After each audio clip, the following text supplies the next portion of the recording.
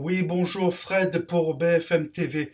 Je suis actuellement sur la Canebière où, comme vous le voyez derrière moi, les Gilets jaunes font face au CRS dans un calme relatif. Je dis calme relatif car en effet, ayant couvert les événements au Venezuela ainsi qu'au Brésil, je peux vous dire qu'un mouvement pacifiste peut vite tourner à l'émeute. Preuve de ce mouvement relativement pacifiste, je suis à côté d'un abribus où, comme vous le voyez, la vitre de celui-ci est encore intacte et le banc pour s'asseoir encore présent. J'aperçois maintenant une dame sortant de la boutique Cartier au 40 de la Canebière. Je vais donc l'interviewer pour lui demander son avis sur les Gilets jaunes. Bonjour madame, que pensez-vous du mouvement des Gilets jaunes?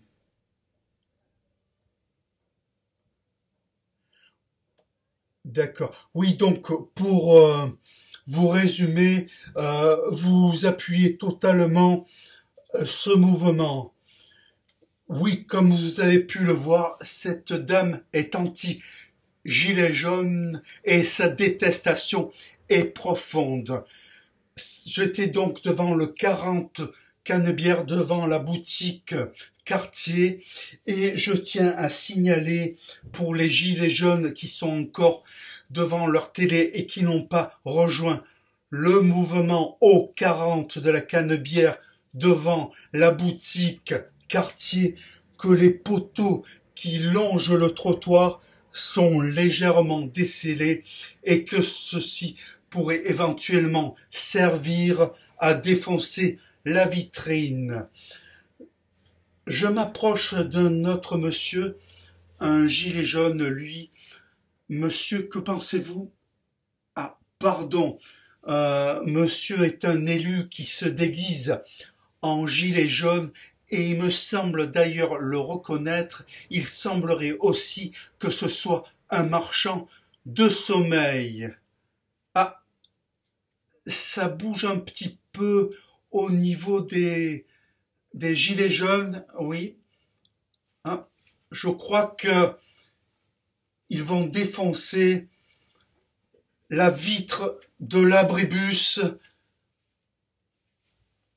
En effet, ils viennent de la briser et j'ai reçu quelques éclats de verre, mais rien de grave, je vous rassure. D'ailleurs, les policiers ont répliqué avec des gaz lacrymogènes et tout est rentré dans l'ordre. Je m'approche maintenant d'une jeune maman et de son fils qui portent tous les deux le gilet jaune. Madame, que pensez-vous de ce mouvement? Oui, oui, d'accord, je comprends. Madame est tout entière dévouée à la cause de ceci.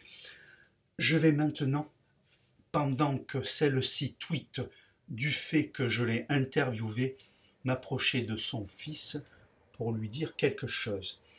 Dis-moi petit, ça te dirait de faire une petite blague au CRS? Alors voilà, je t'explique. Tu vas aller t'infiltrer parmi les gilets jaunes, t'approcher le plus possible des CRS et donner un coup de pied au plus proche. Et de suite, tu t'en vas. Et surtout, tu restes pas et tu rejoins ta maman. Voilà, merci. Allez, fais vite. Oui, donc tout est encore calme hein, et sous contrôle, malgré ce mouvement de tout à l'heure. Ah, il semblerait que ça reparte. En effet, un CRS se serait pris un coup d'épied de la part des Gilets jaunes et ceux-ci ont reculé face à l'emploi de flashball de la part de la police. Et ils se mettent d'ailleurs en mouvement afin de reculer, de faire reculer ceux-ci. Je m'approche maintenant d'un SDF. Monsieur, je vous explique.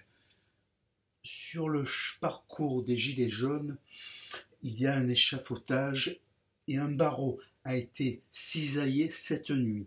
Il faudrait contre 50 € que vous alliez enlever ce morceau de poteau pour que, au moment où les Gilets jaunes et les CRS qui les font reculer, l'échafaudage s'effondre sur eux. Voilà, je vous remercie.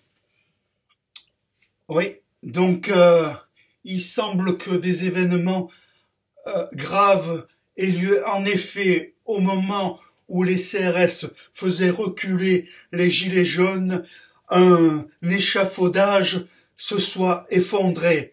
On évoque la piste de l'extrême droite ou bien de l'extrême gauche, mais je n'en sais pas plus.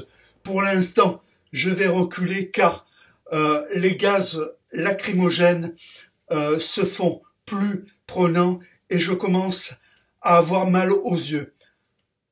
Je rends l'antenne, à plus tard, BFM TV.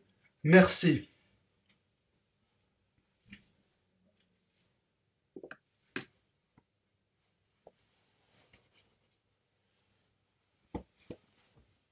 Putain, je me suis fait piquer mon passeport diplomatique et ma carte de la CIA.